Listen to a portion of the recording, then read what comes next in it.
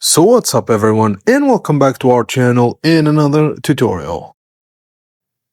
Today we're going to see how to get audit trails in Docusign.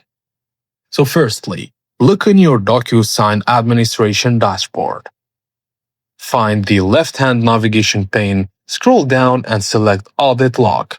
This opens the main Audit Logs view table, which tracks all real-time structural activity across your account.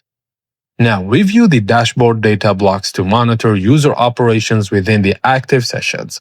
The ledger displays identifier and user, action, and date and status. Just a data tip, if you need to build graphic metrics or run detailed productivity reports, connect your instance directly to your back-end SQL database to extract and filter the raw log files.